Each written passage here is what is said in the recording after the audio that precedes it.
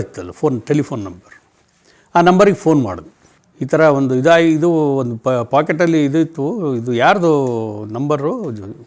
ಜಯಕುಮಾರ್ ಅನ್ನೋರು ಇದರು. ನಾನೇ ಸರ್ ಜಯಕುಮಾರ್ ಮಾತಾಡ್ತಾ ಇರೋದು. ವಾಸ ಇದ್ದ ರೂಮನ್ನು ಎಲ್ಲ ಸರ್ಚ್ ಮಾಡ್ತೀವಿ ಹೋಗಿ.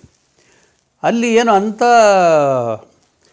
ಮಾಹಿತಿಯನ್ನು ಸಿಗಲ್ಲ. ಆದರೆ ಒಂದೇ ಒಂದು ಸಣ್ಣ ನೋಟು ಪುಸ್ತಕ ಸಿಗುತ್ತೆ. ಕುಮಾರಸ್ವಾಮಿ ಲೇಔಟಲ್ಲಿ ಪತ್ತೆ ಆಯಿತು ಒಂದು ಅಂಗಡಿ. ಅಲ್ಲಿ ಇದು ಫೋನ್ ಎಲ್ಲಪ್ಪ ಅಂತಂದ್ರೆ ಅವನು ಒಳಗಿನ ತೆಗೆದು ಒಂದು ಫೋನ್ ಇಟ್ಟ. ನೋಡಪ್ಪ, ನಾವು ಒಂದು ಮರ್ಡರ್ ಕೇಸನ್ನು ಇನ್ವೆಸ್ಟಿಗೇಟ್ ಮಾಡೋಕ್ಕೆ ಬಂದಿದ್ದೀವಿ. ಗಚನಗಟ್ಟಿ ಅವರು ಆಫೀಸಿಗೆ ಕರೆಸಿ ಅವನಿಗೆ ಹೇಳ್ತೀವಿ, ನೀನು SLC ಪಾಸ್ ಆದ ಫಸ್ಟ್ ಕ್ಲಾಸ್ನಾಗೇನೋ ಪಾಸಾಗಿ ಅಂತ ಹೇಳ್ತೀಯ, ಇದು ಕೊಲೆ ಪ್ರಕರಣ. ನಾಳೆ ನೀನು ಸುಳ್ಳು ಹೇಳದಂತೆ ಏನಾದರೂ ಗೊತ್ತಾಗ್ಬಿಟ್ರೆ ನೋಡು, ಆಮೇಲೆ ಭಾಳ ಕಷ್ಟ ಆಗ್ತದೆ ನಿನಗೆ. ಯಾಕಂದರೆ 1-2 ಕಾಲ್ ಮಾಡಿದರೆ ಅದು ನಿನಗೆ ಗೊತ್ತಾಗ್ತಾ ಇರಲಿಲ್ಲ. ಅವನು ನಿನ್ನ ಅಂಗಡಿಗೆ ಸುಮಾರು 15-20 ಸಲ ಬಂದಿದ್ದಾನೆ. ಅಟ್ಲೀಸ್ಟ್ ಅವ್ನು ನೋಡಿರ್ಬೇಕಾದ್ರೆ ನೀನು ನೋಡಿರ್ಬೇಕಲ್ಲ. ಸರ್, ಅವನು ಇಷ್ಟು ಶಾರ್ಪ್ ಇದ್ದ. ಅವನು ಯಾವ ನಂಬರ್ ಡೈಲ್ ಮಾಡೋದು ಕರೆಕ್ಟಾಗಿ ಹೇಳ್ಬಿಟ್ಟ, ಇದೇ ನಂಬರ್ ಅಲ್ವ ಸರ್ ಅದು ಅಂತ. ಈ ಏರಿಯಾದಾಗ ಟ್ಯಾಕ್ಸಿಯಲ್ಲಿ ಓಡಾಡ್ತದೆ, ಎಲ್ಲಿ ಪಾರ್ಕ್ ಆಗ್ತದೆ ಅಂಥೇಳಿ ಒಂದು ಟೀಮ್ ನಮ್ಮ ಸ್ಟಾಫನ್ನು ಅಲ್ಲಿ ಲೋಕಲ್ ಏರಿಯಾದಾಗೆ ಬಿಟ್ವಿ. ಯಾರು ಹೊಸದಾಗಿ ಬಾಡಿಗೆ ತೊಗೊತಾರೆ, ಯಾರು ಮನೆ ಮುಂದೆ ಟ್ಯಾಕ್ಸಿ ಇದು ಯಾರು ತೊಗೊಂಡಿದ್ದು ಪಾರ್ಕ್ ಮಾಡ್ತಾರೆ ಮನೆ ಮುಂದೆ, ಅವ್ರ ಮನೆ ಯಾವುದು ಹುಡುಕ್ರಿ ಅಂಥೇಳಿ. ಅವಾಗ ಏನು ಮಾಡ್ತಾರೆ, ಇವನಿಗೆ ಆ ಇಂಜೆಕ್ಷನ್, ಮದ್ದು ಬರೋ ಇಂಜೆಕ್ಷನ್ ಕೊಟ್ಬಿಡ್ತಾರೆ ಶಾನ್ಬೋಗ್ಗೆ ಸ್ಪಾಟಲ್ಲಿ. ಅವನಿಗೆ ಮೊಬ್ಬು ಬಂದಂಗೆ ಆಗ್ತದೆ, ಸುಮ್ಮನೆ ಕೂತ್ಬಿಡ್ತಾನೆ. ಅಲ್ಲಿಂದ ಏನು ಮಾಡ್ತಾರೆ ಇವರು, ಆ ಕೋಣನ್ಕಾವರು ಫಾರೆಸ್ಟ್ ಹತ್ರ ಬರ್ತಾರೆ. ಇವನ್ನ ಫಾರೆಸ್ಟ್ ಒಳಗಡೆ ಕರ್ಕೊಂಡೋಗಿ ಇನ್ನೊಂದು ಇಂಜೆಕ್ಷನ್ ಕೊಡ್ತಾರೆ. ಮತ್ತು ಪೂರ ಮೊಬ್ಬು. ನಾನು ತಿಪ್ಟೂರಿಗೆ ಸರ್ಕಲ್ ಇನ್ಸ್ಪೆಕ್ಟ್ರಾಗಿ ಬಂದೆ. ಸುಮಾರು ಅಲ್ಲಿ ನಾನು 5 ವರ್ಷಗಳ ಕಾಲ ಸರ್ಕಲ್ ಇನ್ಸ್ಪೆಕ್ಟ್ರಾಗಿದ್ದೆ. ಆ ಒಂದು ಪೀರಿಯಡಲ್ಲಿ ಸುಮಾರು ಕೊಲೆ ಪ್ರಕರಣ, ಡಕಾಯಿತಿ ಪ್ರಕರಣಗಳೆಲ್ಲ ವರದಿಯಾದರು. ಅದರಲ್ಲಿ ನಾವು ಇಂಟ್ರೆಸ್ಟಿಂಗಾಗಿ ಕೆಲಸ ಮಾಡಿದ್ದು ಒಂದು ಪ್ರಕರಣ ನಾನು ಈಗ ಹೇಳ್ತಾ ಇದ್ದೀನಿ. ಒಂದು ದಿವಸ ಬೆಳಗ್ಗೆ 8 ಗಂಟೆಗೆ ನಮ್ಮ ತಿಪ್ಟೂರು ಗ್ರಾಮಾಂತರ ಸಬ್ ಇನ್ಸ್ಪೆಕ್ಟರ್ ವೀರಭದ್ರಪ್ಪ ಅಂತ ಫೋನ್ ಮಾಡಿದರು. ಸರ್, ಹಿಂಗೆ ಕೋಣನಕಾವಲು ಫಾರೆಸ್ಟಲ್ಲಿ ಒಂದು ಡೆಡ್ ಬಾಡಿ ಬಿದ್ದಿದೆ ಅಂಥೇಳಿ ಗೊತ್ತಾಯಿತು. ಬೆಳಗ್ಗೆ ಫಾರೆಸ್ಟ್ ಗಾರ್ಡು ಆ ಕೋಣನಕಾವಲು ಫಾರೆಸ್ಟಲ್ಲಿ ಬೀಟ್ ಹೋದಾಗ ಬೆಳಗಿನ ಜಾವ 6 ಗಂಟೆಗೆ ಹೋಗಿದ್ದಾನೆ ಅವನು. ಹೋದಾಗ ಬೀಟ್ ಮಾಡ್ತಿರ್ಬೇಕಾದ್ರೆ ಯಾವುದೋ ಒಂದು ಬಾಡಿ ಮರದ ಬುಡದಲ್ಲಿ ನೋಡಿಬಿಟ್ಟು ಹೋಗಿ ನೋಡಿದ್ದಾನೆ. ಏನೋ ಕಟ್ ಇಂಜುರೀಸ್ ಆಗಿದೆ, ಯಾರೋ ಮರ್ಡರ್ ಮಾಡಿ ತಂದು ಹಾಕಿದ್ದಾರೆ ಅಂಥೇಳಿ ಗೊತ್ತಾಯಿತು. ನಾನು ನೋಡಿ ಬಂದೆ ಸರ್, ಅದು ಮರ್ಡರ್ ಕೇಸ್ ಅದು ಅಂಥೇಳಿ ಹೇಳಿದರು. ನಾನು ಆಯಿತು ಅಂಥೇಳಿ ಈ ಡಾಗ್ ಸ್ಕ್ವಾಡು ಮತ್ತು ಈ ಫಿಂಗರ್ ಪ್ರಿಂಟ್ ಎಕ್ಸ್ಪರ್ಟ್ಸು ಅವ್ರಿಗೆ ಸ್ಪಾಟಿಗೆ ಬರೋದಕ್ಕೆ ಹೇಳಿ ನಾವು ಕೂಡ ಸ್ಪಾಟಿಗೆ ತುಮಕೂರಿಂದ ಬರಬೇಕು. ಅವರು ಡಾಗ್ ಸ್ಕ್ವಾಡು ತುಮಕೂರು ಮತ್ತು ನಮ್ಮ ಫಿಂಗರ್ ಪ್ರಿಂಟ್ನವರೆಲ್ಲ ತುಮಕೂರಿಂದ ಬರೋದಕ್ಕೆ SP ಅವ್ರಿಗೆ ಹೇಳಿಬಿಟ್ಟು, Hitendra was my SP that time, ಈಗ IG ಆಗಿದ್ದಾರೆ. ಅವ್ರಿಗೂ ವಿಷಯ ತಿಳಿಸಿ ಹೇಮಂತ್ ನಿಂಬಳ್ಕರ್ ಅವರು ನಮಗೆ ASP ಆಗಿದ್ದರು. ಅವಾಗ ಅವರು ಎಲ್ಲ ಸ್ಪಾಟಿಗೆ ಬಂದರು. ನಾವು ಎಲ್ಲ ಹಿರಿಯ ಅಧಿಕಾರಿಗಳೆಲ್ಲ ವಿಸಿಟ್ ಮಾಡಿದರು. ಡಾಗ್ ಸ್ಕ್ವಾಡ್ ಬಂದು ಸ್ಮೆಲ್ಲು ತೊಗೊಂಡು ಮೇನ್ ರೋಡ್ವರೆಗೂ ಬಂದು, ಮೇನ್ ರೋಡಿಗೆ ಬಂದು ಅಲ್ಲಿಂದ ಅದಕ್ಕೆ ಮುಂದೆ ಸ್ಮೆಲ್ ಸಿಗಲಿಲ್ಲ. ಎಲ್ಲ ಫೋಟೋಗ್ರಾಫ್ಸ್ ಎಲ್ಲ ತೆಗೆಸಿದ ಮೇಲೆ ಆ ಡೆಡ್ ಬಾಡಿಯಲ್ಲಿರುತ್ತೆ ಪಾಕೆಟ್ಸ್ನ ಚೆಕ್ ಮಾಡಿದ್ವಿ. ಜೇಬ್ ಪಾಕೆಟ್ಸು, ಪ್ಯಾಂಟ್ ಬಾಕ್ಸ್. 2 ಪಾಸ್ಬುಕ್ಕು ಸಿಕ್ಕಿದ್ವು. ಶಿವಮೊಗ್ಗದ್ದು ಜಯಕುಮಾರ್ ಅಂತೇಳಿ ಹೆಸರಿತ್ತು ಅದರಲ್ಲಿ. Male body, about 40 years age male dead body. ಅವನಿಗೆ ಕುತ್ತಿಗೆ ಮತ್ತು ತಲೆಗೆಲ್ಲ ಕತ್ತರಿಸಿದ್ದು ಮಾರ್ಕ್ ಇದು. ಸುಮಾರು 4-5 ಸಿವಿಯರ್ ಇಂಜುರೀಸ್. ನಾವೇನು ತಿಳ್ಕೊಂಡೆ, ಆಯ್ತಲ್ಲ ಡೆಡ್ ಇವನೇ ಜಯಕುಮಾರು, ಇನ್ನು ಮರ್ಡರ್ ಕೇಸ್ ಡಿಟೆಕ್ಟ್ ಆಗೋದೇನು ಕಷ್ಟ ಆಗಲ್ಲ, ಯಾಕಂದ್ರೆ ಒನ್ಸ್ ಇಟ್ ಈಸ್ ಐಡೆಂಟಿಫೈಡ್ ಅಂತೇಳಿ ಏನು ಮಾಡಿದ್ವಿ. ಅದರಲ್ಲಿ ನಂಬರ್ ಇತ್ತಲ್ಲ ಟೆಲಿಫೋನ್ ನಂಬರ್, ಆ ನಂಬರಿಗೆ ಫೋನ್ ಮಾಡಿದ್ವಿ. ಈ ಥರ ಒಂದು ಇದು ಒಂದು ಪಾಕೆಟಲ್ಲಿ ಇದಿತ್ತು. ಇದು ಯಾರ್ದು ನಂಬರು? ಜಯಕುಮಾರ್ ಅನ್ನೋರು ಇದರು. ನಾನೇ ಸರ್ ಜಯಕುಮಾರ್ ಮಾತಾಡ್ತಾ ಇರೋದು. ಹಾಗಂದರೆ ಇದು ಏನಿದು ಡಿಫ್ರೆಂಟ್, ನಾವು ಇವನೇ ಜಯಕುಮಾರ್ ಅಂತ ಕೇಳಿದ್ವಿ. ಅವನು ನಾನೇ ಜಯಕುಮಾರು, ನಮ್ಮ ರೈಟ್ರೊಬ್ಬರು ನಿನ್ನೆಯಿಂದ ಮಿಸ್ಸಿಂಗ್ ಆಗಿದ್ದಾನೆ, ಸಿಕ್ಕಿಲ್ಲ ಅವನು. ಆಯ್ತು, ಇಮಿಡಿಯೇಟ್ ಸ್ಪಾಟಿಗೆ ಬನ್ನಿ ನೀವು. ಅಷ್ಟೊತ್ತಿಗೆ ಜಯಕುಮಾರು ಹುಟ್ಟಿದ್ದೀನಿ, ಬರ್ತಾಯಿದ್ದೀನಿ ತಿಪ್ಟೂರಿಗೆ ಅಂತ ಹೇಳ್ದೆ. ನಾವು ಮಾಜರ್ ಗೀಜರ್ ಮಾಡ್ತಿರೋಕೆ ಮತ್ತೊಂದು ಇನ್ಫಾರ್ಮೇಷನ್ ಬಂತು ನಮಗೆ. ಈ ಅರಸೀಕೆರೆ ಕಡೆ ಹೋಗೋ ತಿಪ್ಟೂರಿಂದ ಸುಮಾರು 2-2.5 ಕಿಲೋಮೀಟರ್ ದೂರದಲ್ಲಿ ಒಂದು CLO car, black colour car abandon ಮಾಡಿ ಹೋಗಿದ್ದಾರೆ. ಒಂದು ಕಾರು ಅಲ್ಲಿ. ನಾವು ಮತ್ತೆ ಅಲ್ಲಿಗೆ ಹೋಗ್ತೀವಿ, ಸ್ಪಾಟ್ಗೆ ಹೋಗ್ತೀವಿ. ಅಲ್ಲಿ ಒಂದು ಪೊದೆಯ ಪಕ್ಕ ಒಂದು ಬ್ಲ್ಯಾಕ್ CLO ಕಾರ್ ಬಿಟ್ಟಿದ್ದಾರೆ. ಎಲ್ಲ ಸರ್ಚ್ ಮಾಡಿದ್ರೆ ಒಂದು ಒಳಗಡೆ ಖಾಲಿ ಸೂಟ್ ಕೇಸ್ ಇತ್ತು. ಪಕ್ಕ ಒಂದು ಸಿರೆಂಜ್ ಇತ್ತು, ಇಂಜೆಕ್ಷನ್ ಕೊಡೋದು ಸಿರೆಂಜ್ ಒಂದು ಬಿದ್ದಿತ್ತು ಅದು ಕಾರಲ್ಲಿ. ಆಮೇಲೆ ಬಂದರು ಐಡೆಂಟಿಫೈ ಮಾಡಿದರು. ಸರ್, ಇವನು ನಮ್ಮ ರೈಟರೇ ನರೇಶ್ ಶಾನ್ಭೋಗ್ ಅಂತೇಳಿ, ನನ್ನ ಹತ್ರ ಕೆಲಸ ಮಾಡ್ತಾಯಿದ್ದ. ಯಾಕೋ ಗುರಿ ತಪ್ಪಿದೆ ಸರ್, ನಾನೇ ಇವನ ಕೆಲಸನೇ ನಾನು ಮಾಡಬೇಕಾಗಿತ್ತು, ನನಗೇನೋ ಅರ್ಜೆಂಟ್ ಕೆಲಸ ಇತ್ತು. ಏನು ಕೆಲಸ ಅಂದೆ. ಇಲ್ಲ, ನಿನ್ನೆ ನನಗೆ ನಮ್ಮ ರಿಲೇಟಿವ್ಸಿಂದ ಹಾಸನದಿಂದ 10 ಲಕ್ಷ ಚಿಲ್ಲರೆ ಹಣ ತರೋದಿತ್ತು, ನಾನೇ ಅದಕ್ಕೆ ಹೋಗಬೇಕಾಗಿತ್ತು, ಇನ್ನೇನು ಹೊರಟಬೇಕಾಗಿತ್ತು ನಾನು. ಮತ್ತು ನನಗೆ ಬೇರೆ ಏನೋ ಕೆಲಸ ಇಂಟ್ರೆಸ್ಟ್ ಆಗಿದ್ದಕ್ಕೆ ನಾನೇನು ಮಾಡಿದೆ, ಈ ನರೇಶ್ ಶಾನ್ಭೋಗ್ನ ಕಳಿಸ್ಕೊಟ್ಟೆ ಹಾಸನಕ್ಕೆ. ನಾನೇನನ್ನು ಹೋಗಿದ್ರೆ ಇವತ್ತು ನನಗೆ ಈ ಗತಿ ಆಗಿಬಿಡ್ತಿತ್ತು. ಅದೇನೋ ದೇವರದ್ದು ಇದು ಒಯ್ದು ಇವನಿಗೆ ಫಿಕ್ಸ್ ಆಗಿಬಿಟ್ಟ ಇದರಲ್ಲಿ. ದುಗ್ಗುಡ್ಡು ಹೋಗಿದೆ ಸರ್. ಆಮೇಲೆ ಡ್ರೈವರು ಇಲ್ಲ, ಡ್ರೈವರನ್ನು ಅಲ್ಲಿ ಕಾರ್ ಬಿಟ್ಟು ಹೋಗಿದ್ದಾರೆ ಅಂತ ಹೇಳ್ತೀರ. ಡ್ರೈವರ್ನು ಕಿಡ್ನ್ಯಾಪ್ ಮಾಡಿಬಿಟ್ಟಿದ್ದಾರೆ ಸರ್. ಅವ್ನು ಭಾರಿ ಒಳ್ಳೆಯ ಡ್ರೈವರ್ ಅವನು. ಇವನಿಗೆ ಏನು ಇಂಟ್ರೆಸ್ಟ್ ಮಾಡಿದ್ರಿ ಅಂತ ನಾನು ಕೇಳಿದೆ. ಈ ಶಾನ್ಭೋಗು ನಿಮ್ಮ ರೈಟರು ಶಿವಮೊಗ್ಗದಲ್ಲಿ ಕಾರ್ತಿಕ್ ಎಂಟರ್ಪ್ರೈಸಸ್ ಅನ್ನೋದು ಹಾರ್ಡ್ವೇರ್ ಶಾಪ್ ಇದೆ, ಈ ಜಯಕುಮಾರ್ದು. ಆ ವ್ಯವಹಾರ ಅವ್ರ ರಿಲೇಟಿವ್ಸು ಹಾಸನದಲ್ಲೂ ಇದ್ದಾರೆ. ಇವ್ರ ರಿಲೇಟಿವ್ಸು ಅವರು ಸಂಬಂಧಿಕರಿಂದ ಇವನು ಅವತ್ತಿನ ದಿವಸ 10 ಲಕ್ಷ ರೂಪಾಯಿ ಹಣವನ್ನು ತರಬೇಕಾಗಿತ್ತು. ಅದಕ್ಕೆ ಜಯಕುಮಾರ್ ನಾನೇ ಬರ್ತೀನಿ ಅಂತ ಹೇಳಿದ್ದ. ಬಟ್ ಇವನಿಗೆ ಹೋಗೋಕ್ಕಾಗ್ಲದಕ್ಕೆ ಏನು ಮಾಡ್ದೆ, ಅವನು ಇಮ್ಮಿಡಿಯೇಟ್ಲಿ ಚೇಂಜ್ ಆಯ್ತು ಅದು ಪ್ರೋಗ್ರಾಮ್. ನಾನು ಬರೋದಲ್ಲ, ನಮ್ಮ ರೈಟ್ರು ಬರ್ತಾನೆ, ನಮ್ಮ ಡ್ರೈವರ್ ಬರ್ತಾನೆ ಜೊತೆಗೆ, ಅವನ ಜೊತೆಗೆ ಅಂತ ಇವರಿಗೆ ಕಾರನ್ನ ಕೊಟ್ಟು ಕಳಿಸ್ತಾನೆ ಹಾಸನಕ್ಕೆ. ಈ CLO ಕಾರು ಮತ್ತು ಅವನು ಮಹೇಶ್ ಅಂತೇಳಿ ಒಬ್ಬ ಡ್ರೈವರು, ಈ ಶಾನ್ಭೋಗ್, ನರೇಶ್ ಶಾನ್ಭೋಗ್. ನಿನ್ನೆ ಹೋಗಿದ್ರು ಇವರು 13ನೇ ತಾರೀಕು 2001 ಸೆಪ್ಟೆಂಬರ್ 13th ಇವರಿಗೆ ಇಂಟ್ರೆಸ್ಟ್ ಮಾಡಿದ್ದು. ಇದು ಅವರಿಗೆ ಮಧ್ಯಾಹ್ನ 12-1 ಗಂಟೆಗೆ ವಾಪಸ್ಸು ಶಿವಮೊಗ್ಗಕ್ಕೆ ಬರಬೇಕಾಗಿತ್ತು ಅವರು. ಬಟ್ ನಿನ್ನೆ ಸಾಯಂಕಾಲ ಆದರೂ ಇವರು ಬಂದಿಲ್ಲ. ನಿನ್ನೆ ಕೂಡ ನಾವು ಎಲ್ಲ ಕಡೆ ಹುಡುಕಾಡಿದ್ವಿ, ಎಲ್ಲೂ ಸಿಗಲೇ ಇಲ್ಲ ಸರ್ ಅಂತ ಹೇಳಿದ್ರು ಅವರು. ಮತ್ತು ಇವತ್ತು ಬೆಳಗಿನ ಜಾವ ನಮಗೆ 10-11 ಗಂಟೆಗೆ ನ್ಯೂಸ್ ಗೊತ್ತಾಯಿತು. ಅದೇ ನೀವು ಫೋನ್ ಮಾಡಿದ ಮೇಲೆ ಗೊತ್ತಾಯ್ತು ನನಗೆ, ನಾನೇ ಮಾತಾಡಿದ್ನಲ್ಲ, ಇವಾಗ ಆಗ ವಿಷಯ ನನಗೆ ಗೊತ್ತಾಯಿತು, ಅದು ಮರ್ಡರ್ ಆಗಿರೋದು. ಈ ಜಯಕುಮಾರ್ ಬಂದ ಮೇಲೆ ಇವನಿಗೆ ಮರ್ಡರ್ ಮಾಡಿದ್ದಕ್ಕೆ ಇದೆ. ಈಗ ಅವನು ಜಯಕುಮಾರ್ ಹೇಳ್ತಾನೆ 10 ಲಕ್ಷ ಹೋಗಿದೆ, ದುಡ್ಡು ಇಲ್ಲ ಅಂದಮೇಲೆ ನಮಗೆ ಗೊತ್ತಾಯ್ತು ಇದು ಮರ್ಡರ್ ಫಾರ್ ಗೇನ್, ದುಡ್ಡು ಹೊಡೆಯೋಕ್ಕೋಸ್ಕರನೇ ಇದು ಮರ್ಡರ್ ಆಗಿರಬೇಕು ಅಂತ. ಆದರೂ ಕೂಡ ಜಯಕುಮಾರ್ಗೆ ಯಾರಾದರೂ ಶತ್ರುಗಳಿದ್ದಾರಾ, ಒಂದು ಪರ್ಸನಲ್ ಲೈಫ್ ಏನು ಅನ್ನೋದ್ರ ಬಗ್ಗೆ ಸ್ವಲ್ಪ ಮಾಹಿತಿಯನ್ನು ನಾವು ಕಲೆಕ್ಟ್ ಮಾಡ್ತೇವೆ. ಆಮೇಲೆ ಅವರು ಓನರ್ ಜಯಕುಮಾರ್ ಹೇಳ್ತಾನೆ, ಸರ್ ಭಾಳ ಸೌಮ್ಯವಾದಂಥ ವ್ಯಕ್ತಿ ಇವನು, ಯಾರಿಗೂ ಒಂದು ಕೆಟ್ಟ ಶಬ್ದವನ್ನು ಕೂಡ ಮಾಡಿಲ್ಲ, ಆ ಥರದ್ದು ಯಾವುದೇ ಶತ್ರುಗಳು ಇವನಿಗಿಲ್ಲ, ಭಾಳ ಒಳ್ಳೆಯ ಮನುಷ್ಯ ಇವನು ಅಂಥೇಳಿ. ಆಮೇಲೆ ಅವರ ಹೆಂಡತಿಯನ್ನು ಕೂಡ ವಿಚಾರ ಮಾಡ್ತೀವಿ. ಯಾರು ನರೇಶ್ ಶಾನ್ಭೋಗ್ ಏನು ಈ ಕೊಲೆ ಆಗಿದ್ದಾನೆ, ಆಕೆಗೂ ಸುಮಾರು ಎಲ್ಲ ಹೇಳಿದ್ದಿಟ್ಟು 15 ವರ್ಷ ಆಯಿತು ಮದುವೆ ಆಗಿ. ಅವರು ಯಾರಿಗೂ ಒಂದು ಕೆಟ್ಟ ಶಬ್ದನೂ ಮಾತಾಡಿಲ್ಲ, ಭಾಳ ಮೃದು ಸ್ವಭಾವದ ವ್ಯಕ್ತಿ ಇವರು.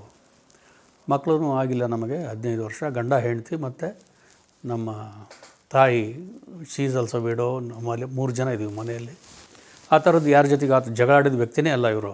ಈ ಡ್ರೈವರು ಅವನು ಪತ್ತೆ ಆದರೆ ಈ ಕೇಸು ಪತ್ತೆ ಆಗುತ್ತೆ ಅಂತ ಹೇಳಿ, ಅವನ ಊರು ಯಾವುದು ಏನು ಕತೆ ಅಂಥೇಳಿ, ಅವನು ದೊಡ್ಡ ಸಾಲಾವರ ಅಂಥೇಳಿ ಈ ಹಾಸನ ಡಿಸ್ಟಿಕ್ಕಲ್ಲಿ ಬರುತ್ತೆ, ಒಂದು village, interior village, Kadur taluk ಏನೋ ಬರುತ್ತೆ ಅದು. ಆ ಅವನ್ನ ಊರು ಹುಡುಕೊಂಡು ಹಳ್ಳಿಗೆ ಹೋಗ್ತೀವಿ. ದೊಡ್ಡ ಸಾಲಾವರ ಅಂಥೇಳಿ ಒಂದು ವಿಲೇಜ್. ಅಲ್ಲಿ ಅವ್ರ ಮಾವ ಒಬ್ಬರು ಅಯ್ಯತ್ತಪ್ಪ ಅಂತ ಒಬ್ಬರು ಸಿಗ್ತಾರೆ ನಮಗೆ. ಅವರು ಸೋದರ ಮಾವ ಆಗಬೇಕನ್ನೋರು. ಅವನ ಬಗ್ಗೆ ವಿಚಾರ ಮಾಡಿದಾಗ ಅವನು ಇಲ್ಲ, ಅವನು 3-4 ತಿಂಗಳ ಕೆಳಗೆ ಬಂದವನು, ಇಲ್ಲಿಗೆ ಬಂದಿಲ್ಲ, ಅಲ್ಲೇ ಶಿವಮೊಗ್ಗದಲ್ಲೇ ಕೆಲಸ ಮಾಡ್ಕೊಂಡಿದ್ದ, ಇಲ್ಲಿಗೆ ಬಂದಿಲ್ಲ. ಸೊ ಮತ್ತೆ ನಾವು ಅಲ್ಲಿಂದ ಎನ್ಕ್ವೈರಿ ಮಾಡಿಕೊಂಡು ಶಿವಮೊಗ್ಗಕ್ಕೆ ಹೋಗ್ತೀವಿ. ಶಿವಮೊಗ್ಗಕ್ಕೆ ಹೋಗಿ ಇವನು ಸ್ನೇಹಿತರು ಮತ್ತು ಅವನ ಜೊತೆ ಕೆಲಸ ಮಾಡೋರು ಇವ್ರಿಗೆಲ್ಲ ಎನ್ಕ್ವೈರಿ ಮಾಡ್ತೀವಿ. ಎನ್ಕ್ವೈರಿ ಮಾಡಿ ಆದಮೇಲೆ ಅವನು ರೂಮ್ ಎಲ್ಲಿ, ಯಾವ ರೂಮಲ್ಲಿದ್ದ ವಾಸ ಅಂಥೇಳಿ, ಅವನ ವಾಸ ಇದ್ದ ರೂಮನ್ನು ಎಲ್ಲ ಸರ್ಚ್ ಮಾಡ್ತೀವಿ ಹೋಗಿ. ಅಲ್ಲಿ ಏನು ಅಂಥ ಆ ಮಾಹಿತಿ ಏನು ಸಿಗಲ್ಲ. ಆದರೆ ಒಂದೇ ಒಂದು ಸಣ್ಣ ನೋಟು ಪುಸ್ತಕ ಸಿಗುತ್ತೆ. ಆ ನೋಟು ಪುಸ್ತಕದಲ್ಲಿ ಈ ಟೆಲಿಫೋನ್ ನಂಬರ್ಗಳನ್ನಂತ ಅವ್ರಿಗೆ ಅವ್ರ ಸ್ನೇಹಿತರದು ಅವ್ರದ್ದು ಇವ್ರದ್ದು ಅಂತ ಇರ್ತದೆ. ಅದೇ ತಾನೇ ಅವಾಗ ಮೊಬೈಲ್ದು ಬಂದಿತ್ತು. ಅವಾಗೆ ಹೊಸದಾಗಿ ಮೊಬೈಲ್ ಬಂದಿತ್ತು ಆವಾಗ ಈ ಯಾವುದೋ ಒಂದು ಹೆಸರು ಸುಮಿತ್ರ ಅಥವಾ ಯಾರ್ದೋ ಒಂದು ಹೆಸರು ಇರ್ತದೆ. ಇವ್ರು ಯಾರು ಅಂಥೇಳಿ ಅವನ ಕೆಲಸಗಾರರು ಅವ್ನ ಫ್ರೆಂಡ್ಸಿಗೆ ಕೇಳಿದಾಗ, ಸರ್ ಅವಳಿಗೆ ಗರ್ಲ್ ಫ್ರೆಂಡ್ ಇದ್ದಾರೆ, ಆವಾಗವಾಗ ಫೋನ್ ಮಾಡ್ತಿರ್ತಾಳೆ, ಆಕೆ ಮಂಗಳೂರಲ್ಲಿ ಇರ್ತಾಳೆ ಅಂತ ಒಂದು ವಿಷಯ ಗೊತ್ತಾಗ್ತದೆ. ನಾವು ಆಕೆಯನ್ನು ಹುಡ್ಕೊಂಡು ಮತ್ತೆ ಮಂಗಳೂರಿಗೆ ಹೋಗ್ತೀವಿ. ಆಕೆಯಿಂದ ಏನಾದರೂ ಒಂದು ಮಾಹಿತಿ ನಮಗೆ ಸಿಗುತ್ತೋ ಹೆಂಗೋ ಅಂಥೇಳಿ ಆಕೆನ ಒಂದು ಅಡ್ರೆಸ್ ಟ್ರೇಸ್ ಆಗ್ತದೆ. ಪದುವು ಅಥವಾ ಯಾವುದೋ ಒಂದು ಏರಿಯಾ ಬೆಂಗಳೂರಲ್ಲಿ ಮಿಸ್ಟರ್ ಹಾಟ್ ಅಂತ ಒಬ್ಬನು ಆಸ್ಟ್ರೇಲಿಯನ್ ಅಲ್ಲಿ ಒಂದು ಮನೆಯಲ್ಲಿ ಇದ್ದಾನೆ. ಆ ಮನೆಯಲ್ಲಿ ಈ ಹುಡುಗಿ ಕೆಲಸ ಮಾಡ್ತಾಳಂತ ನಮಗೆ ನಾವು ಆಕೆಯನ್ನು ಟ್ರೇಸ್ ಮಾಡಿ ಆ ಮನೆಯೆಲ್ಲ ಗೊತ್ತಾಗ್ತದೆ. ಮನೆಯಲ್ಲಿ ಹೋಗಿ ವಿಚಾರ ಮಾಡ್ತೀವಿ, ಈ ಹರೀಶ ನಿಮಗೇನಾದರೂ ಫೋನ್ ಮಾಡಿದ್ನಾ, ಏನು ಕತೆ ಅಂತ. ಇಲ್ಲ ಸರ್, ನನಗೆ ಅವನಿಗೆ ಪರಿಚಯ ಇಲ್ಲ, ದೂರ ಸಂಬಂಧ ನನಗೆ ಅವನು, ಹಾಗೆ ಅಂತೇಳಿ ಹೇಳ್ತಾಳೆ ಆಕೆ. ಆಗ ಅವಳದು ಮೊಬೈಲ್ ನಂಬರ್ನ 2 ದಿವಸ ನಾವು ಅಬ್ಸರ್ವ್ ಮಾಡ್ತೀವಿ, ಏನಾದರೂ ಇವಳಿಗೆ ಕಾಲ್ಸು ಬರ್ತದೋ ಹೇಗೋ ಅಂತ. ಆಮೇಲೆ ಅಲ್ಲಿ ಪೊಲೀಸ್ ಸ್ಟೇಷನ್ಗೆ ಒಂದು ದಿವಸ ವಿಚಾರಣೆ ಕರೆಸ್ತೀವಿ ಆಕೆಗೆ. ನೀನು ಅವನ ಬಗ್ಗೆ ಏನು ಮಾಹಿತಿ ಇದ್ದರೆ ಇಮಿಡಿಯೇಟ್ ನಮಗೆ ತಿಳಿಸ್ಬೇಕು ಅಂತ ಕರೆಸಿದಾಗ ಅವಾಗ ಹೇಳ್ತಾಳೆ, ಸರ್ ನಿನ್ನೆ ಅವನು ಕಾಲ್ ಮಾಡಿದ್ದ, ನಮಗೆ ಕಿಡ್ನ್ಯಾಪ್ ಮಾಡ್ಕೊಂಡು ಹೋಗಿಬಿಟ್ಟಾರಂತೆ. ಅವರು ಜೊತೆಗೆ ಹಾಸನದಿಂದ ದುಡ್ಡು ತೊಗೊಂಡು ಶಿವಮೊಗ್ಗಕ್ಕೆ ಹೋಗಬೇಕಾದ್ರೆ ಅವ್ರ ಜೊತೆಯಲ್ಲಿರ್ತಕ್ಕಂಥ ಶಾನ್ಭಾಗನ್ನು ಮರ್ಡರ್ ಮಾಡಿದ್ದಾರೆ, ನನ್ನ ಕಿಡ್ನ್ಯಾಪ್ ಮಾಡಿದ್ದಾರೆ, ದಿವಸ ಒಂದೊಂದು ಜಾಗದಲ್ಲಿ ಇಡ್ತಾ ಇದ್ದಾರೆ ನನ್ನ, ಈಗ ಎಲ್ಲಿದ್ದೀನಿ ಅಂತ ನನಗೆ ಗೊತ್ತಿಲ್ಲ ಅಂತ ಹೇಳಿ ಫೋನ್ ಕಟ್ ಮಾಡ್ದ. ಆಮೇಲೆ ನಾವು ಎನ್ಕ್ವೈರಿ ಮಾಡ್ತೇವೆ, ನಿಮಗೆ ಫೋನ್ ಕಟ್ ಮಾಡ್ದ, ಮತ್ತು ಅವನು ಮತ್ತೇನು ಹೇಳ್ದ ನನಗೆ ಅವನು ಇಷ್ಟು ಮಾತಾಡಿ 2 ನಂಬರ್ ಕೊಟ್ಟಿದ್ದಾನೆ, ಸರ್ ಇದು ನೀನು ಎಲ್ಲಿಯೂ ಇದಕ್ಕೆ ಮಾಡೋಕ್ಕೆ ಹೋಗಬೇಡ, ನನ್ನ ಹತ್ರ ಮೊಬೈಲ್ ಇದೆ, ಯಾವ್ರಿಗೆ ಗೊತ್ತಿಲ್ಲ ನನ್ನ ಹತ್ರ ಮೊಬೈಲ್ ಇರೋದು, ನೀನು ಮಾಡಿದರೆ STD ಬೂತಿಂದ ನನಗೆ ಫೋನ್ ಮಾಡು ಅಂತ ಹೇಳ್ದ ಲವರಿಗೆ. ನಾವು ಅವೆರಡು ಮೊಬೈಲ್ನ ತೊಗೊಂಡು ಮತ್ತೊಂದು ಅಬ್ಸರ್ವೇಷನ್ ನೋಡ್ತೀವಿ, ತಿರ್ಗಿ ಏನಾದರೂ ಕಾಲ್ ಬರ್ತದೋ ಅಂತ. ಯಾವುದು ಕಾಲ್ ಬರೋಲ್ಲ. ಆ 2 ಮೊಬೈಲ್ ಏನು ಮಾಡ್ತೀವಿ ನಾವು, ಈ ಏರ್ಟೆಲ್ಲು ಅದು JTM ಕಂಪ್ನಿಗೆ ಸಂಬಂಧಪಟ್ಟಿದ್ದು, ಅದನ್ನು ಇದು ಡಿಟೇಲ್ ಅಡ್ರೆಸ್ ಕೊಡಿ, ಇದು ಯಾರಿಗೆ ಆಪ್ರೇಟ್ ಮಾಡ್ತಾರೋ ಅವರು ಪರ್ಚೇಸ್ ಮಾಡಿದ್ದಾರೆ ಈ ಮೊಬೈಲ್ಗಳ್ನ, ಅವ್ರ ಅಡ್ರೆಸ್ ಕೊಡಿ ಅಂಥೇಳಿ ಇನ್ಫಾರ್ಮೇಷನ್ ಕೊಡಿ ಅಂತ ಒಂದು ಲೆಟರನ್ನು ಕಳಿಸ್ಕೊಡ್ತೀವಿ. ಆಮೇಲೆ ಅವ್ರ ಅಧಿಕಾರಿಗಳನ್ನು ಕೂಡ ಪರ್ಸನಲ್ ಭೇಟಿಯಾಗಿ ವಿಚಾರ ಮಾಡಿದ್ರಾಗ ಅವ್ರು ಹೇಳ್ತಾರೆ, ಸರ್ ಇವು ಮ್ಯಾಜಿಕ್ ಕಾರ್ಡ್ ಅಂತೇಳಿ ಒಂದು ಸಿಮ್ ಬರ್ತದೆ, ಇದರಲ್ಲಿ ಅಡ್ರೆಸ್ಸು ನಿಮಗೆ ಏನು ಸಿಕ್ಕೋದಿಲ್ಲ, it is a use and throw type, ಇದು ಮ್ಯಾಜಿಕ್ ಕಾರ್ಡ್ ಅಂತೇಳಿ ಒಂದು ಸಿಮ್ಮು, ಇದರಲ್ಲಿ ಅಡ್ರೆಸ್ ಸಿಕ್ಕೋದಿಲ್ಲ, ನಿಮಗಿನ್ನೂ ಜಾಸ್ತಿ ಇದ್ರ ಮಾಹಿತಿ ಬೇಕು ಅಂತಂದರೆ you approach the Bengaluru office, ನಮಗೇನು ಅಲ್ಲಿ ಸಿಗೋದು ಇಷ್ಟೇ ಮಾಹಿತಿ ಸಿಕ್ಕಿದ್ದು ಅಂಥೇಳಿ ವಿಲ್ ಕಮ್ ಟು ಅಗೇನ್ ಬ್ಯಾಂಗ್ಳೂರಿಗೆ ಬರ್ತೀವಿ. ಬ್ಯಾಂಗ್ಳೂರಿಗೆ ಬಂದು ಮತ್ತೆ ಮೊಬೈಲ್ ಇದಕ್ಕೆ ಆಫೀಸ್ಗೆ ಹೋಗ್ಬಿಟ್ಟು ಇದನ್ನ ಡೀಟೇಲ್ಸ್ ಕಾಲ್ ರೆಕಾರ್ಡ್ಸ್ ಕೊಡಿ ನಮಗೆ ಅಂಥೇಳಿ ಕೇಳಿದ್ರೆ ಅವರು 2 ದಿವಸದ ನಂತರ ಒಂದು 40 ಪೇಜ್ದು ಒಂದು ಕಾಲ್ ಡೀಟೇಲ್ಸ್ ಕೊಡ್ತಾರೆ, ರೆಕಾರ್ಡೆಡ್ ಕಾಲ್ ಡೀಟೇಲ್ಸ್. ಆ ರೆಕಾರ್ಡೆಡ್ ಕಾಲ್ ಡೀಟೇಲ್ಸು ಬೆಂಗಳೂರು, ಹಾಸನ, ಸಕಲೇಶ್ಪುರ, ಬಿಜಾಪುರ, ತುಮಕೂರು, ಸುಮಾರು ಇಷ್ಟು ಏರಿಯಾದಲ್ಲಿ 40 ಪೇಜಸ್ಸಲ್ಲಿ ಇರ್ತವೆ. ನಾವೇನು ಮಾಡಿದ್ವಿ, ಅದನ್ನ ಡಿಸ್ಟಿಕ್ ವೈಸು ಎಲ್ಲ ಕಾಲ್ ರೆಕಾರ್ಡ್ಸ್ನ ನಂಬರ್ಸ್ನ ಬೈಫರ್ಕೇಟ್ ಮಾಡಿದ್ವಿ. ತುಮಕೂರ್ದು ಎಷ್ಟು ರೆಕಾರ್ಡ್ ಬಂದಿದೆ, ಹಾಸನದ್ದು ಎಷ್ಟಿದ್ದಾವೆ, ಸಕಲೇಶ್ಪುರದ್ದು ಎಷ್ಟಿದ್ದಾವೆ, ಶಿವಮೊಗ್ಗದ್ದು ಎಷ್ಟಿದೆ, ಬೆಂಗಳೂರ್ದು ಎಷ್ಟಿದೆ, ಆ ಬೈಫರ್ಕೇಟ್ ಮಾಡಿ 2 ಟೀಮನ್ನು ಕಳಿಸ್ಕೊಡ್ತೀವಿ. ಈ ಕಾಲ್ ಡೀಟೇಲ್ಸ್, ಈ ನಂಬರು ಯಾರ್ಯಾರಿಗೆ ಸಂಬಂಧಪಟ್ಟಿದ್ದು ಹೋಗಿ ಅವ್ರ ಅಡ್ರೆಸ್ನ ವಿಳಾಸನ ಪತ್ತೆ ಮಾಡ್ಕೊಂಬನ್ನಿ ಅಂತೇಳಿ. ನಮ್ಮ ಟೀಮ್ ಎಲ್ಲೆಲ್ಲಿ ಕಾಲ್ ಬಂದಿದ್ದಾವೆ ಅದೆಲ್ಲ ಹೋಗಿ ನೋಡಿದ್ರೆ ಎಲ್ಲ STD ಬೂತ್ಗಳು, ಈ ನಂಬರ್ಗಳಿಗೆ ಬಂದಿರೋದು ಕಾಲ್ಸ್ ಎಲ್ಲ STD ಬೂತಿಂದನೇ ಬಂದಿದ್ದಾವೆ. ರಿಯಲ್ ಓನರ್ ಎಲ್ಲೂ ಪತ್ತೆ ಆಗಲ್ಲ. ಭಾಳ ಬುದ್ಧಿವಂತಿಕೆಂತ ಇದನ್ನ ಆಪರೇಟ್ ಮಾಡಿದ್ದಾರೆ ಇದನ್ನ ಅಂಥೇಳಿ ಈಗೇನು ಮಾಡೋದು ಅಂಥೇಳಿ ಮಾಡಿದ್ವು. ಕಡೆಗೆ ಮಂಗಳೂರಲ್ಲಿ ಮತ್ತೆ ಒಂದು 2 ನಂಬರ್ ಇರ್ತವೆ. ಒಂದು ನಂಬರಿಗೆ ಫೋನ್ ಮಾಡ್ತೀನಿ. ಫೋನ್ ಮಾಡಿದರೆ ಅದು ಬಾಂಬೆ, ಯಾರೋ ಒಬ್ಬ ಹೆಂಗಸು ಫೋನ್ ಹತ್ತಾಳೆ, ಹಿಂದಿಯಲ್ಲಿ ಮಾತಾಡಿ ನಾವು ಕೇಳಿದ್ವಿ, ಜಯಪ್ರಕಾಶ್ ಭಟ್ ಬಾತ್ ಕರ್ನಾಮ ಅಂದರೆ ನೈ ಓ ಪಾಲಿಮಾರ್ ಕೋ ಗಯೆ ನೈ ಇದರ, ಆಮೇಲೆ ಪಲಿಮಾರ್ ಉಡುಪಿ ಹತ್ರ, ಅಲ್ಲಿ ನಾವು ಅಲ್ಲಿ ಎಲ್ಲಿ ಅಡ್ರೆಸ್ ಬರುತ್ತೆ ಅಂತೇಳಿ ಅದೊಂದು ಅಡ್ರೆಸ್ ತೊಗೊಂಡ್ಬಿಟ್ಟು, ಮೋಸ್ಟ್ಲಿ ಇವನು ಬಾಂಬೆ ಯಾವುದೋ ಗ್ಯಾಂಗ್ ಇರಬೇಕಿದು, ಅವರೇ ಮಾಡಿರಬೇಕು ಅಂತ ಹೇಳಿದ್ರು. ನಾವು ಒಂದು 5-6 ಜನ ಸಿಬ್ಬಂದಿ ಆ ಅಡ್ರೆಸ್ಸು ಟ್ರೇಸ್ ಮಾಡಿ ಮನೆಯೆಲ್ಲ ಸುತ್ತಾರದು. ಪಲಿಮಾರ್ ಉಡುಪಿ ಜಿಲ್ಲೆ ಅಥವಾ ಮಂಗಳೂರಿಗೆ ಉಡುಪಿ ಬರುತ್ತೆ ಅದು. ಆಮೇಲೆ ಹೋದ್ರೆ ನೋಡಿದ್ರೆ ಒಂದಿಬ್ಬರು ಹೆಣ್ಮಕ್ಳು ಕಟ್ಟೆ ಮೇಲೆ ಕೂತಿದ್ರು. ನಮ್ಮನ್ನೆಲ್ಲ ನೋಡಿ ಬನ್ನಿ ಬನ್ನಿ ಬನ್ನಿ ಅಂತೇಳಿ ಕರೆದ್ರು. ಅವರು ಕ್ಯಾಜುವಲ್ ಆಗಿ ಹೆಣ್ಮಕ್ಳು ಕರೆದಂಗೆ. ಆಮೇಲೆ ಬಂದ್ರಿ, ಏನು ಬೇಕಾಗಿತ್ತು ನಿಮಗೆ ಅಂದಾಗ ನಾವು ಜಯಪ್ರಕಾಶ್ ಭಟ್ ಅವ್ರು ಬೇಕಾಗಿತ್ತು ನಮಗೆ. ಬನ್ನಿ ಒಳಗಿದ್ದಾರೆ ಕರಿತೀವಿ ಅಂಥೇಳಿ ಅವರು ಒಳಗಡೆ ಹೋಗಿ ಬರ್ತಾರೆ. ಇಬ್ಬರು ಹುಡುಗರು ಬರ್ತಾರೆ. ಇಬ್ಬರು ಜನಿವಾರ ಹಾಕೊಂಡಿದ್ದಾರೆ, 2 ಪಂಚೆ ಹಿಂಗೆ ಸುತ್ತಿಕೊಂಡಿದ್ದಾರೆ. ನಮಗೆ ಯಾಕೆ ಅನುಮಾನ ಬಂತು, ಇವ್ರನ್ನ ಹುಡುಗರು ನೋಡಿದ್ರೆ ಏನೋ ಈ ಕ್ರಿಮಿನಲ್ ಇದ್ರದ್ದು ಇದು ಕಾಣ್ತಾ ಇಲ್ಲ. ದೇ ಆರ್ ಸೋ ಕ್ಯಾಶುವಲ್ ಇದ್ದಾರೆ. ಆಮೇಲೆ ಅವ್ರು ಹೇಳ್ತಾರೆ, ಶಾಸ್ತ್ರ ಏನಾದರೂ ಕೇಳಬೇಕಾಗಿತ್ತಾ ಅದು ಅಂತೇಳಿ ಹೇಳ್ತಾರೆ. ನಮಗೆ ಗೊತ್ತಾಯಿತು ಇವರು ಶಾಸ್ತ್ರ ಹೇಳೋರು ಇರಬೇಕು. ಇವರು ಯಾರ್ದು ನನ್ನ ಹೆಸರು ಯಾಕೆ ಗೊತ್ತಾಯ್ತು ನಿಮಗೆ, ನನಗೆ ಯಾಕೆ ಹುಡುಕೊಂಬಂದ್ರಿ ಅಂತಾನೆ ಅವನು. ಆವಾಗ ನಾವು ಹೇಳಿದ್ವಿ, ನೀವು ಭಾಳ ಫೇಮಸ್ ಆಸ್ಟ್ರಾಲಜರು, ಬೆಂಗಳೂರಲ್ಲೆಲ್ಲ ನಿಮ್ಮ ಹೆಸರು ಗೊತ್ತು, ನಿಮ್ಮ ಅಡ್ರೆಸ್ ಕೊಟ್ಟರು, ಅದಕ್ಕೆ ಬಂದ್ವಿ ನಾವು. ಆಮೇಲೆ ಅವನು ಏನು ಶಾಸ್ತ್ರ ಯಾರು ಕೇಳಬೇಕಾಗಿತ್ತು ಅಂತ ಅವ್ರದ್ದು ಇವ್ರದ್ದೇ ನೋಡಿ ಅಂತ ನಾವು ಆ ಜಯಪ್ರಕಾಶನ್ ಕೂಡ ನಾವು ಜೊತೆಗೆ ಕರ್ಕೊಂಡು ಹೋಗಿರ್ತೀವಿ. ಇವ್ರಿಗೆ ಹೇಳಿ ಶಾಸ್ತ್ರ ಇವ್ರದ್ದೇನೋ ಸಮಸ್ಯೆ ಇದೆ ಅಂಥೇಳಿ.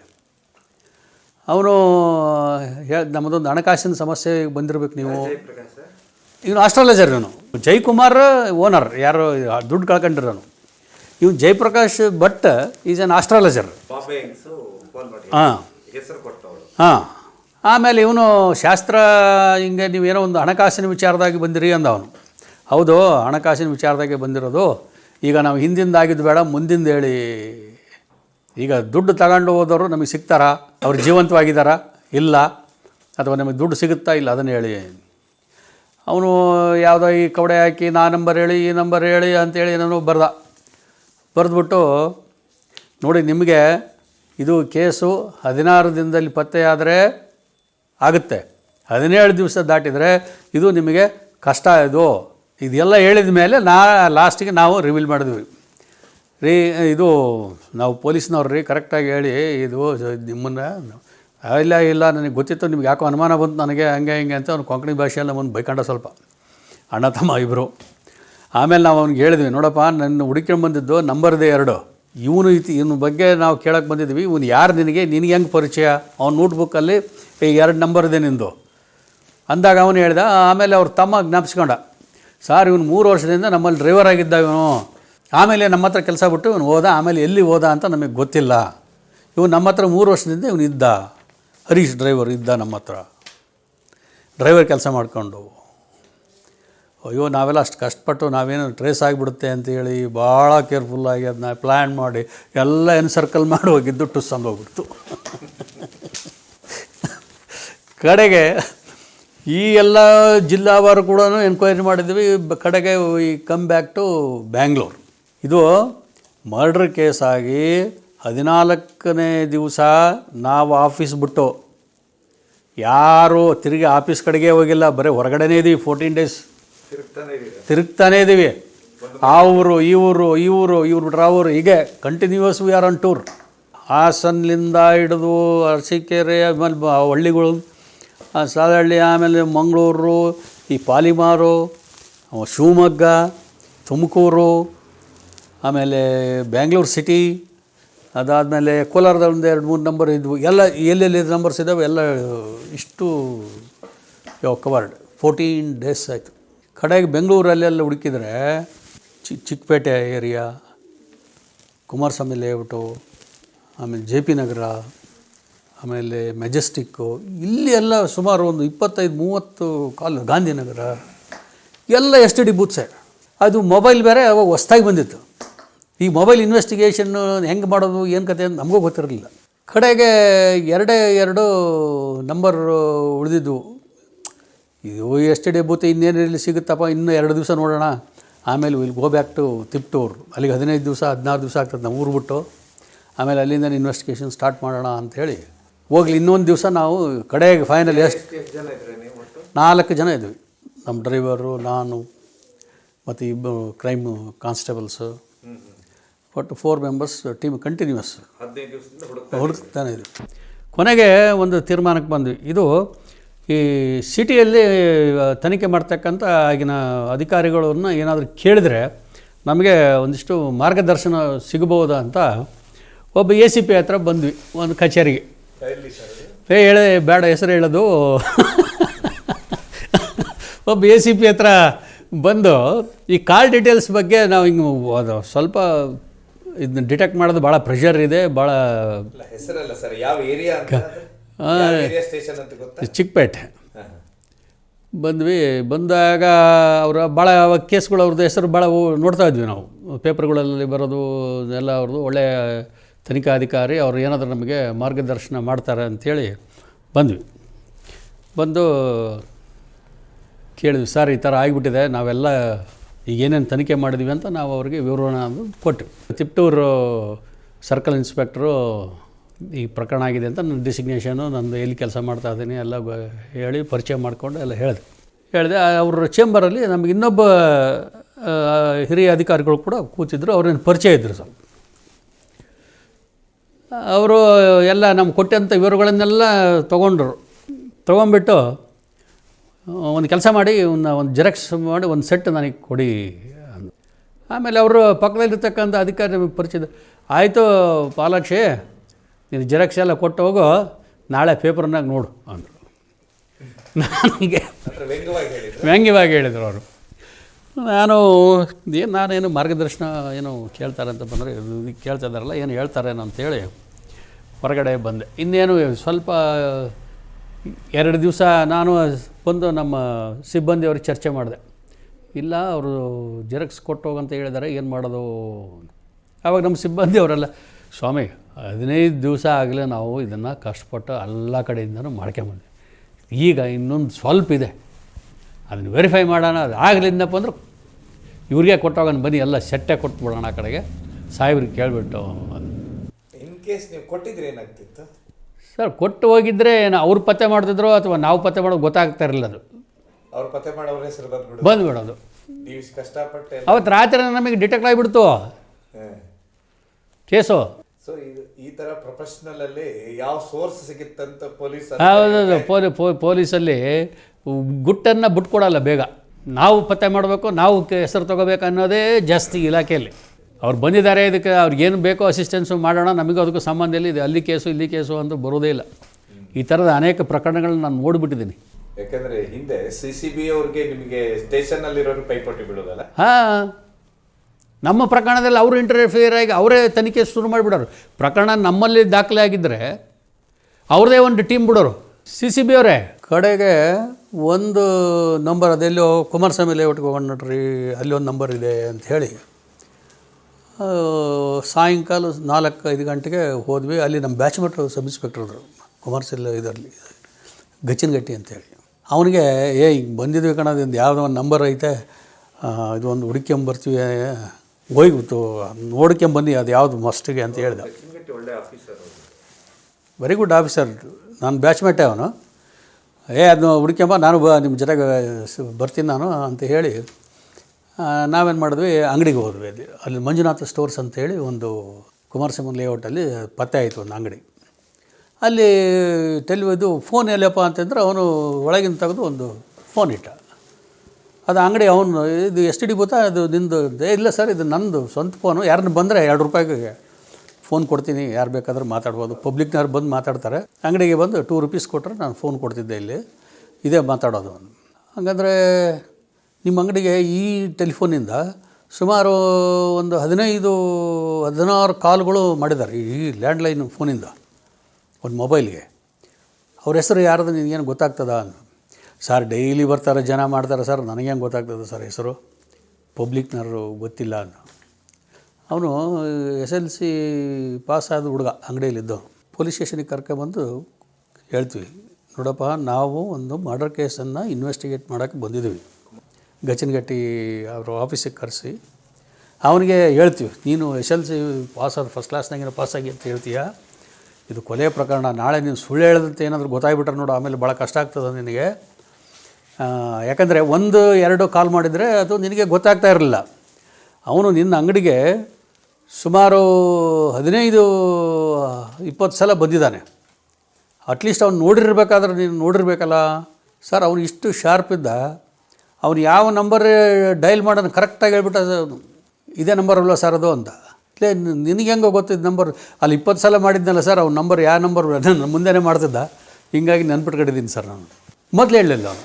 ಆಮೇಲೆ ಇದೆಲ್ಲ ಹೇಳಿದ ಮೇಲೆ ಅವನು ಕರೆಕ್ಟಾಗಿ ಹೇಳ್ದೆ. ಆಮೇಲೆ ಅವ್ನು ಪರಿಚಯ ಹೆಂಗೆ ನಿನಗೆ? ಇಲ್ಲ ಸರ್ ಅವನು ಯಾರೋ ಹೊಸಬ ಈ ಏರಿಯಾಕ್ಕೆ. ಈಗ ಒಂದು ಸುಮಾರು ಒಂದು ವಾರದ ಹಿಂದೆನೋ ಅಥವಾ ಒಂದು 5-6 ದಿವಸದಿಂದ ಬಂದಿದ್ದರು, ಒಬ್ಬನು ಬಂದಿದ್ದ ಸರ್. 2 ಕೇಸ್ ಇದು ಮೊಟ್ಟೆ ತಗೊಂಡ, ಅಂದರೆ 1 ಟ್ರೇ 2 ಟ್ರೇ. ಏನು ಇಷ್ಟು ತೊಗೊಂಡು ಹೋಗ್ತಿದ್ದೀರಾ ಅಂತ ಕೇಳಿದೆ ನಾನು. ಹೊಸ ಫ್ರಿಜ್ ತೊಗೊಂಡಿದ್ದೇನೆ ಅದಕ್ಕೆ ಇಷ್ಟು ತೊಗೊಂಡಿದ್ದೀನಿ ಅಂತ ಅಂದ. ಮೋಸ್ಟ್ಲಿ ಅವನಿಗೆ ಏರಿಯಾದಾಗ ಎಲ್ಲೋ ಹೊಸವ ಇರಬೇಕು ಸರ್, ಇದೇ ಏರಿಯಾದಾಗ ಇರಬೇಕು ಅಂದ. ಓ ಹಂಗಂದ್ರೆ ಇಲ್ಲೆಲ್ಲೋ ಬಂದು ಸೆಟ್ಲಾಗಿರಬೇಕು ಅವನೊಂದು. ಸರ್ ಅವ್ನು ನೋಡಿದರೆ ಯಾವುದೋ ಟ್ಯಾಕ್ಸಿ ಡ್ರೈವರ್ ಥರ ಕಾಣ್ತಾ ಇದ್ದ. ಅವನು ತೆಳ್ಳಗಿದ್ದಾನೆ, ಉದ್ದಕ್ಕಿದ್ದಾನೆ. ಅವು ಹಾಗಂದ್ರೆ ಸಿಕ್ಕಾಕತ್ತಾನೆ ಇವನಂತ ಏನು ಮಾಡಿದ್ವಿ, ಆ ಈ ಏರಿಯಾದಾಗ ಟ್ಯಾಕ್ಸಿಯಲ್ಲಿ ಓಡಾಡ್ತದೆ, ಎಲ್ಲಿ ಪಾರ್ಕ್ ಆಗ್ತದೆ ಅಂತೇಳಿ ಒಂದು ಟೀಮ್ ನಮ್ಮ ಸ್ಟಾಫನ್ನು ಅಲ್ಲಿ ಲೋಕಲ್ ಏರಿಯಾದಾಗೆ ಬಿಟ್ವಿ.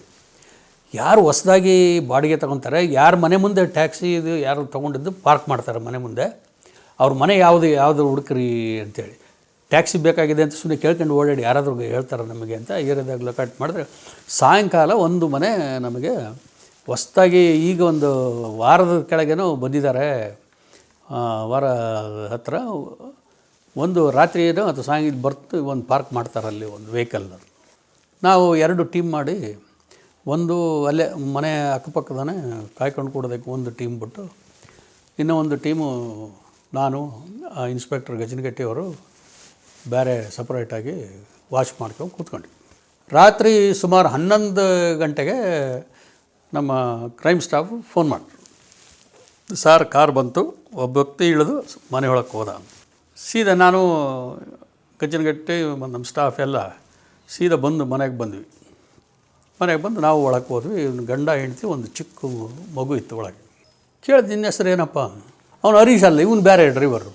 ನಮಗೆ ಇದು ಏನು ಟರ್ನ್ ತಗೊಳ್ತದಲ್ಲಪ್ಪ, ಅದಕ್ಕೆ ಯಾರೋ ಹೋದ್ರೆ ಎಲ್ಲಿ ಏನೋ ಸಿಗ್ತದೆ, ಏನೇನೋ ಟರ್ನ್ ಆಗ್ತದಲ್ಲ ಅಂಥೇಳಿ ಹಂಗೆ ಮನೇನ ಎಲ್ಲ ಒಂದು ಕಡೆಯಿಂದ ಹಿಂಗೆ ನೋಡಿದ್ವಿ. ಒಂದು ವಾರ ಆಗಿದೆ ಇವನು ಬಂದು ಅಂಥೇಳಿ ಮನೆಗೆ ನೋಡಿದ್ರೆ ಹೊಸ ಫ್ರಿಡ್ಜ್ ಇತ್ತು, ಟಿ ವಿ ಇತ್ತು, ಇದು ಬಾಕ್ಸ್ ಓಪನ್ ಮಾಡಿಲ್ಲ.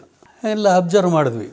ಅಬ್ಸರ್ವ್ ಮಾಡಿ ಅವ್ನು ವಿಚಾರ ಮಾಡಿದ್ವಿ, ಏನು ಇದು ನಾವು ಇಲ್ಲ ಸರ್ ನಮ್ಮ ಬಾಡಿಗೆ ಹೊಸ್ದಾಗಿ ಬಂದಿದ್ದೀನಿ, ನಾನು ಇಲ್ಲಿಗೆ ಟ್ಯಾಕ್ಸಿ ಡ್ರೈವರ್, ನಾನು ಮನೆ ಶಿಫ್ಟ್ ಮಾಡಿದ್ನಲ್ಲ ಅದಕ್ಕೆ ಹೊಸ್ದಾಗಿ ಸಾಮಾನು ಎಲ್ಲ ತೊಗೊಂಡಿದ್ದೀವಿ. ಸ್ವಲ್ಪ ಎಲ್ಲ ಮನೆಯನ್ನು ಸ್ವಲ್ಪ ವಾಚ್ ಮಾಡಿ ಅವ್ರ ಬಿಹೇವಿಯರ್ದು ಸ್ವಲ್ಪ ನೋಡಿದ್ರೆ ಯಾಕೆ ಅನುಮಾನ ಬಂತು. ಒಂದು ಸೂಟ್ ಕೇಸ್ ಮುಂದೆ ಇತ್ತಲ್ಲಿ, ಅದನ್ನು ಮೆಲ್ಲಕ್ಕೆ ಅದು ತೆಗೆದು ನೋಡೋದ್ರಾಗ ಏನಿದೆ ಅಂಥೇಳಿ ನಾವು ನೋಡಿದ್ರೆ 6 ಲಕ್ಷದ ಕ್ಯಾಶ್ ಅಮೌಂಟು ಸೂಟ್ ಕೇಸಲ್ಲಿ. ನಮಗೆ ಆಶ್ಚರ್ಯ, ಇವನು ಟ್ಯಾಕ್ಸಿ ಡ್ರೈವರ್ಗೆ 6 ಲಕ್ಷ ದುಡ್ಡು ಇಲ್ಲಿಂದ ಬಂದಪ್ಪ ಇವನಿಗೆ ಇಷ್ಟು ದುಡ್ಡು ಅಂಥೇಳಿ ಅವನಿಗೆ ಕ್ವಶನ್ ಮಾಡೋಕ್ಕೆ ಶುರು ಮಾಡಿ ಅವನಿಗೆ ಮೆಲ್ಲಕ್ಕೆ ಪೊಲೀಸ್ ಸ್ಟೇಷನಿಗೆ ಕರ್ಕೊಂಬಂದ್ವಿ. ಆವಾಗ ಅವನ ಹೆಸರು ಶಿವಕುಮಾರ್ ಅಂತೇಳಿ. ನಾವು ಹುಡ್ತಿದ್ದು ಹರೀಶನ ಡ್ರೈವರ್ಗೆ, ನಮಗೆ ಸಿಕ್ಕಿದ್ದು ಇವನು ಯಾರೋ ಶಿವಕುಮಾರ ಅಂತ. ಇವನಿಗೆ ಆಮೇಲೆ ಈ ಮೊಬೈಲ್, ಅವನ ಹತ್ರ ಒಂದು ಮೊಬೈಲ್ ಇತ್ತಲ್ಲ, ಆ ಮೊಬೈಲ್ ತೊಗೊಂಡ್ಬಿಟ್ಟು ನಾವು ಫೋನ್ ಮಾಡಿದ್ರೆ ಈ ಕಾಲ್ ಡೀಟೇಲ್ಸ್ನಲ್ಲಿ ಇದ್ದಿದ್ದು ಅದ್ರಾಗ ಅವ್ನು ರಿಂಗ್ ಆಯಿತು. ಅವ್ನ ಮೊಬೈಲ್ ಅವ್ನು ವಿಚಾರ ಮಾಡಿದಾಗ ಕನ್ಫೆಸ್ ಮಾಡ್ಕೊಂಡ. ಅವನು ಈ ನರೇಶ್ ಶಾನ್ಭೋಗನ ನಾವೇ ಸಾಯಿಸಿ ಹಣವನ್ನು ಲಪ್ಟಾಯಿಸಿದ್ವಿ. ಹರೀಶ ಡ್ರೈವರಲ್ಲಿ ಅವನಿಗೊಂದು ಬಾಡಿಗೆ ಮನೆ ಮಾಡಿಬಿಟ್ಟು ಅವ್ನಿಗೆ ಸಪ್ರೇಟ್ ಇಟ್ಟಿದ್ದಾರೆ. Well planned, this is very well planned. ಅದು 3 ತಿಂಗಳು ಪ್ಲ್ಯಾನ್ ಮಾಡಿದ್ದಾರೆ ಒಂದು ಈ ಕ್ರೈಮ್ ಮಾಡೋದಕ್ಕೆ. ನಾನು ಹೇಳ್ತೀನಿ ಡೀಟೇಲ್ಸ್ ಹೆಂಗೆ ಪ್ಲ್ಯಾನ್ ಮಾಡಿದ್ದಾರೆ ಅಂತ. ಆಮೇಲೆ ಹರೀಶನ ಮನೆಗೆ ಹೋಗ್ತೀವಿ. ಹರೀಶ ಒಂದು ಬಾಡಿಗೆ ಮನೆಯಲ್ಲಿ ಒಂದು ಮೋಟರ್ ಬೈಕ್ ತೊಗೊಂಡಿದ್ದಾನೆ. ಅವನು ಒಂದು ಟಿ ವಿ, ಇದೇ ದುಡ್ಡಲ್ಲಿ ಹೊಸ ಮನೆ ಅಲ್ಲಿ ಒಂದು ಬಾಡಿಗೆಗೆ ಬಂದಿದ್ದಾನೆ. ಬೆಳಗಿನ ಜಾವ ಇದು ನಮ್ಮದು ಆಪರೇಷನ್, ರಾತ್ರಿ ಎಂಟೈರ್ ನೈಟ್ ಇದು ಅವತ್ತಿನ ದಿವಸ. ಅವನಿಗೆ ಪಿಕ್ ಮಾಡ್ತೀವಿ, ಹರೀಶ ಸಿಗ್ತಾನೆ. ಇಬ್ಬರನ್ನ ಇಂಟ್ರಾಗೇಟ್ ಮಾಡ್ತೀವಿ. ನಾವೇ ಹೊಡೆದಿದ್ದು ಅಂತ ಹೇಳ್ತಾರೆ ಇವರು. ನಾವೇ ಹೊಡೆದು ಅದನ್ನ ಶೇರ್ ಮಾಡ್ಕೊಂಡಿದ್ದೀವಿ ಹಣ ಅಂತ.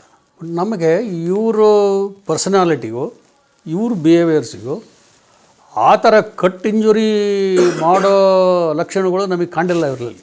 ಅವ್ರ ಬಿಹೇವಿಯರ್ಸ್ ನೋಡಿದರೆ ಮಚ್ಚು ತಗೊಂಡು ತಲೆ ಕತ್ತರಿಸಿ ಕುತ್ತಿಗೆಯನ್ನು ಕತ್ತರಿಸಿ ಅಂಥ ಕ್ರೂರತೆ ನಮಗೆ ಇವರು ಲಕ್ಷಣಗಳು ಕಾಣಲಿಲ್ಲ ನಮಗೆ. ಕರೆಕ್ಟಾಗಿ ಹೇಳಿ, ಸಂಬಡಿ ಇದ್ದಾರೆ, ನೀವು ಇಬ್ಬರೇ ಎಲ್ಲ ಇದರಲ್ಲಿ, ಬೇರೆಯವ್ರು ಯಾರೋ ಇನ್ನೂ ಭಾಗಿಯಾಗಿದ್ದಾರೆ ಇದ್ರಾಗೆ, ಇದು ಹೇಳ್ದೇ ಇದ್ದರೆ ನೋಡಿ ಆಮೇಲೆ ಎಲ್ಲರನ್ನೂ ಹೇಳ್ಕೊಂಬರ್ತೀವಿ ಮನೆಯಿಂದ ಅಂತ.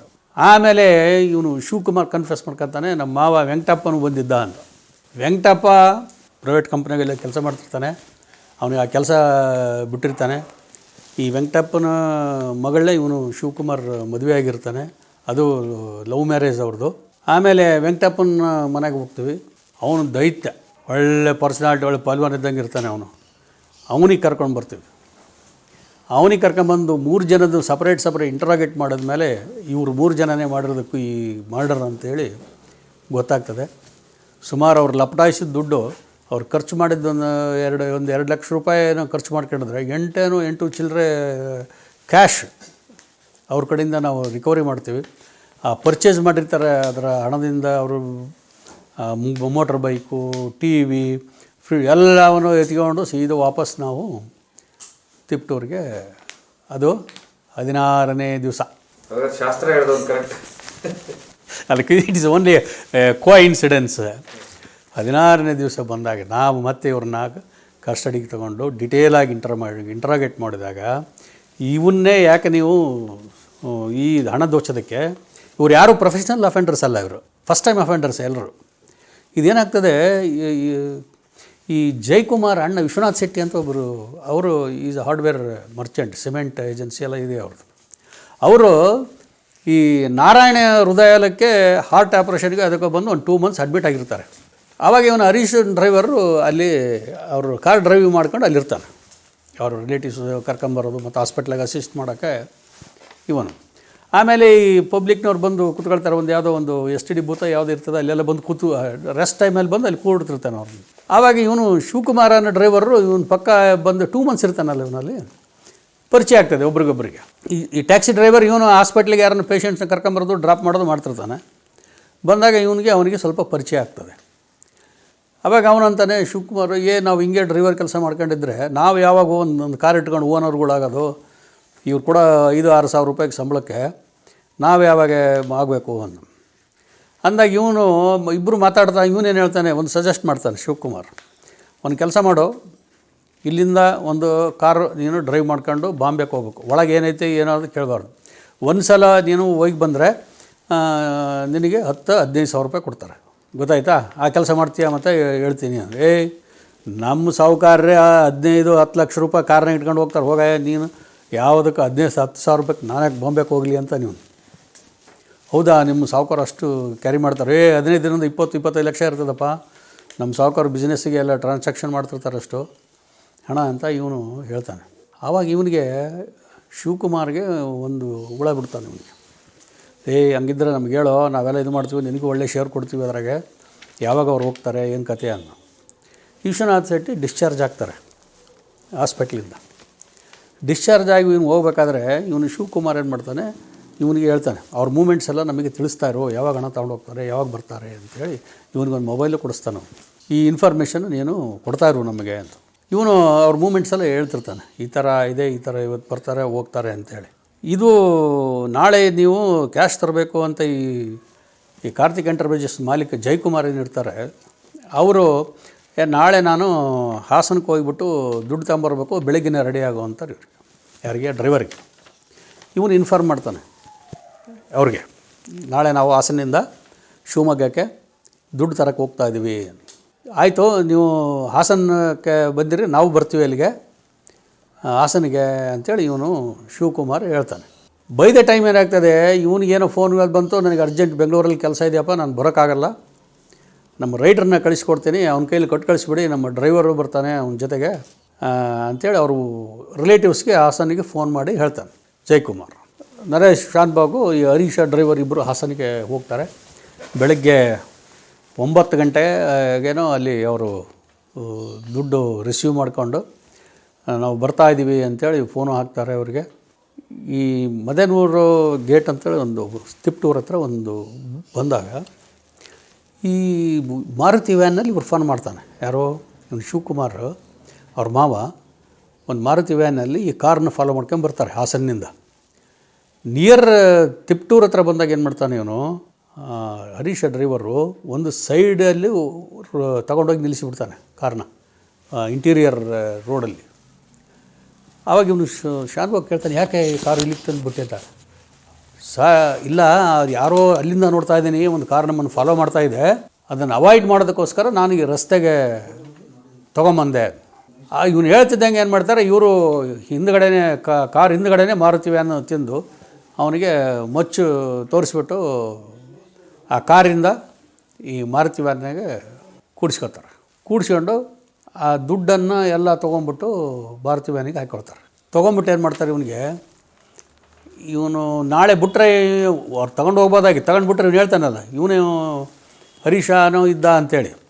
ಅವಾಗೇನು ಮಾಡ್ತಾರೆ, ಇವನಿಗೆ ಆ ಇಂಜೆಕ್ಷನ್ ಮದ್ದು ಬರೋ ಇಂಜೆಕ್ಷನ್ ಕೊಟ್ಬಿಡ್ತಾರೆ ಶಾನ್ಭೋಗ್ಗೆ. ಇವನು ಯಾರೋ ಶಿವಕುಮಾರ್.